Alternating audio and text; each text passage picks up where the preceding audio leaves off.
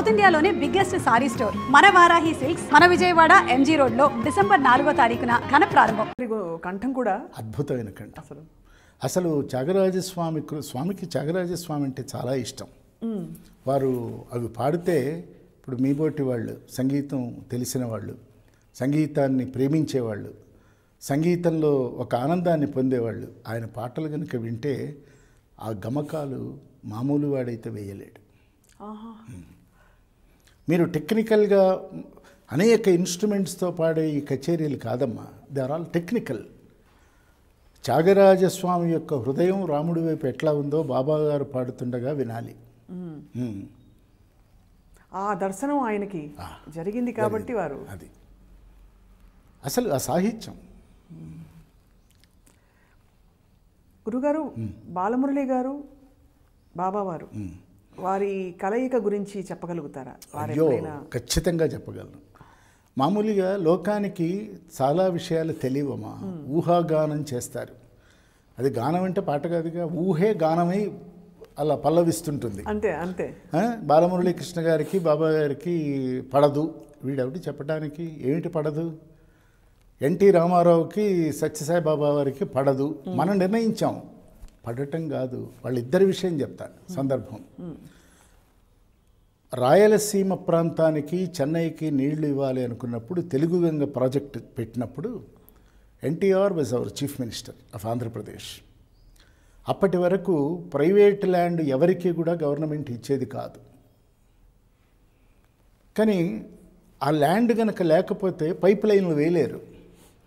సరే వీళ్ళు ఆఫీసర్స్ వెళ్ళి ఇలా నోనో అలా వద్దు, ఎవరు కానివ్వండి చేయొద్దు.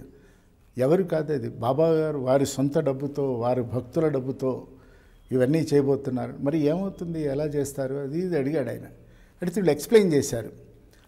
ఒకే రోజున 3 జీవోలు ఇష్యూ చేశారు.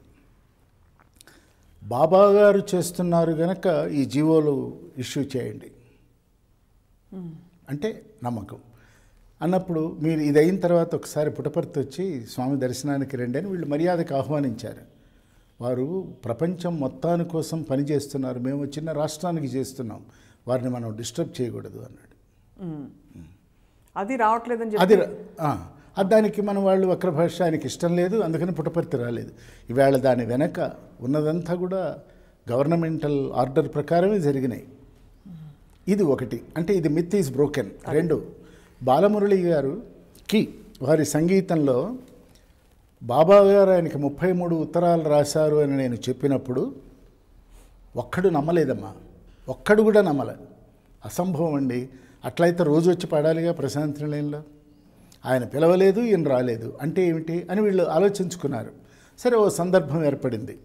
అది కాన్వర్జేషన్ విత్ బాలమురళి అని ఈవేళ యూట్యూబ్లో ఉంది. నేనే ఇంటర్వ్యూ చేశాను. దానిలోనమ్మా ఆయన చెప్పారు, అవును ఇది నాకు బాబా గారికి తెలుసు, మీకు ఎలా తెలుసు అని అడిగారు నన్ను బాలమురళి. నేను స్వామి ఉత్తరం రాస్తున్నప్పుడు నేలేను, అందుకున్నప్పుడు బాలమురళి గారి పక్కన నేలేను. కానీ నిజం కదా, నేను చెప్పినప్పుడు ఆశ్చర్యపోయినారు ఆయన. చెన్నైలో ఆయన అడిగితే నేను ఒకసారి ఏదో ప్రసంగవశాత్తు వచ్చి బాలమురళి సరస్వతీ స్వరూపం, అతను చేసిన ప్రతి కచేరీకి నేను వెళ్ళి కూర్చున్నాను, ప్రతిదాన్ని నేను విన్నాను, నేను రాశాను అని స్వామి చెప్పారు, అందువల్ల నాకు తెలిసింది అన్న. ఇది సత్యం. ఆ ఇంటర్వ్యూలో ఉంది, వారి నోటి మీద ఇది సత్యం. కచేరీ చేసి వచ్చేవాడిని, రాగానే చిన్న కాగితం ముక్కబడే ఉండే, నాయనా నీ కచేరీ విన్నాను, ఈవేళ అద్భుతంగా పాడావు, ఆశీస్సులతో బాబా అని ఉండేది. ఆ ఉత్తరం ఎవరు రాశారు, కచేరీ ఎక్కడ జరిగింది, ఇది సత్యం. సరే, ఆ ఉత్తరాలన్నీ చాలా కాలమైన ఉంచుకున్నారు. తర్వాత విచిత్రం, అవి ఎటు పోయినాయో పోయినాయి, ఇవి ఎట్లా పోయినాయో నాకు ఇప్పటికీ తెలియదు అన్నారు.